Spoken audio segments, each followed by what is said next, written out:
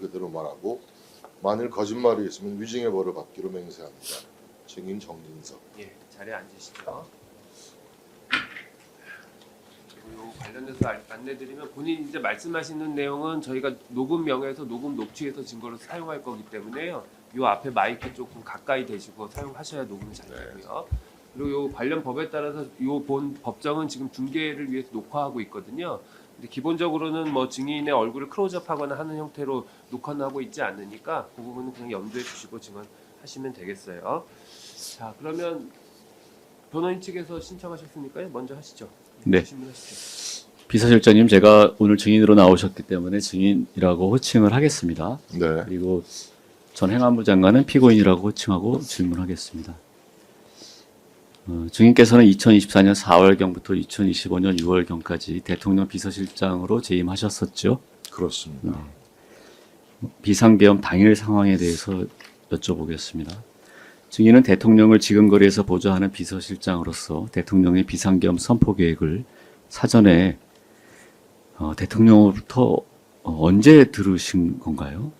대통령으로부터 들은 바가 없습니다. 들은 바는 없다. 제가 비상계엄 사실을 처음 인지하게 된 것은 12월 3일 저녁 당일 저를 보좌하는 선임행정관으로부터 급히 복귀하라는 전화 연락을 받고 청사에 도착하자마자 기다리고 있던 여러 수석들 가운데 복도에서 박종준 경호처장을 먼저 만났는데 박종준 처장으로부터 제가 무슨 일이냐고 물으니까 박종준 처장이 계엄을 선포하실 것 같다는 얘기를 해서 그때 처음 알게 됐고 박종준 처장 안내로 그 총리와 국무위원들 몇몇이 모여 있는 방으로 제가 들어갔던 것이 그날 첫 번째 장면입니다. 네. 그 대접견실 CCTV 9시 49분 43초 부분을 보여드리겠습니다. 여기 화면을 한번 봐주시면. 네.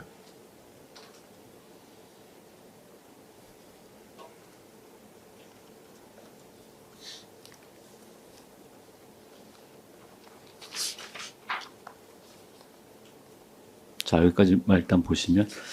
그러면 9시 49분 34초경에 증인께서 대접견실로 들어오는데 이 바로 직전에 그러면 박종준 경호처장으로부터 뭐 계엄 선포 뭐 이런 복도 건너편에 있던 그 대기 방이 있는데 그 문 앞에 박종준 처장이 서 있었고 그 안에 수석들 몇 명이 먼저 와서 있었는데 제가 그 방에 들어가기 전에 박종준 처장한테 무슨 일이냐고 물었고 박종준 처장은 선체로 제 귀에다 대고 비상계엄을 하실 것 같다는 얘기를 해서 제가 깜짝 놀라서 무슨 계엄이라고 제가 되물었고 박종준 처장이 저 방으로 먼저 가보시는 게 좋을 것 같다라고 해서 저 방에 들어가게 된 겁니다. 저게 대통령 네. 집무실과 연결되어 있는. 네네네, 알고 있습니다. 그 좀 더 보시면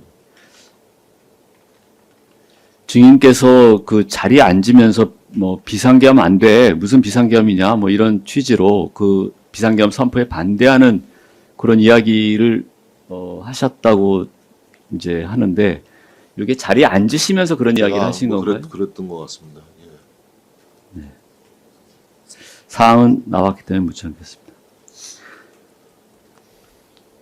증인 이후에 그 대접견실에 있던 피고인을 비롯한 다른 국무위원들 분위기는 어땠었나요? 뭐 이제 저분들 뭐 갑작스럽게 소식을 먼저 들으셨겠죠. 저보다 먼저. 그래서 다들 뭐 크게 놀란 표정, 뭐 당혹스러운 모습들, 뭐 그래서 좀 긴장되고 경직된 그런 상황이었습니다. 네. CCTV 9시 50분 0초 부분을 좀 보시겠습니다.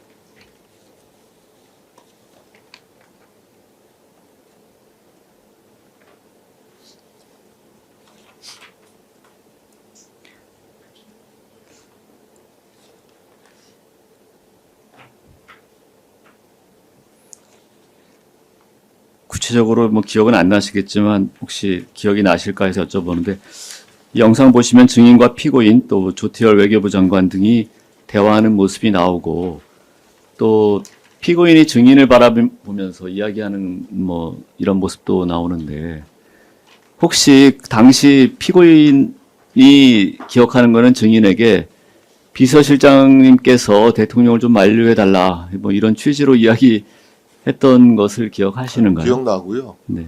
이상민 장관으로부터 그 얘기를 제가 들은 기억이 나고 이상민 장관뿐만 아니라 옆에 계신 조태용 실장도 그런 얘기를 대통령 혼자 계신 것 같은데 실장님 들어가 보세요. 얘기 좀 해서 좀 말리십시오 이런 얘기를 했습니다. 네. 그 이하는 묻지 않겠습니다. 대접견실 또 CCTV 9시 51분 47초경 이후를 보겠습니다.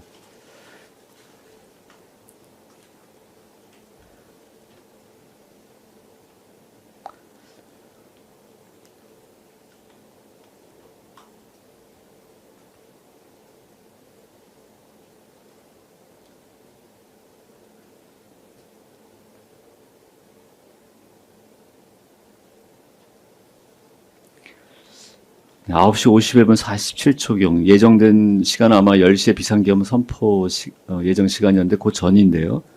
대통령이 자켓을 갖춰 입으시고 연결 출입문을 통해 대접견실로 입실하자 피고인 한덕수 총리 증인 등이 일어나서 무언가를 이렇게 이야기하는 모습입니다. 이때 대통령이 대접견실에서 잠시 말을 하다가 증인에게 따라오라는 듯이 손짓을 하는데요. 제가 뭐라 근데 제가 질문을 먼저 맞죠 하겠습니다. 그 연결 출입문 통해 집무실로 입실하고 또 이제 한 1분 채 안 돼서 증인도 이제 따라서 입실을 하는데요. 요때 대통령께서 들어가시기 전이든 후든 그때 상황에 대해서 좀 설명해 주실 수 있는가요? 그래서 어쨌든 뭐 그 국무위원들이 저보고 좀 들어가 보시는 게 어떠냐 얘기 좀 해라. 그래서 막 들어가려던 참에 대통령이 나오셨던 것 같고 그래서 대통령님 뵙고 뭐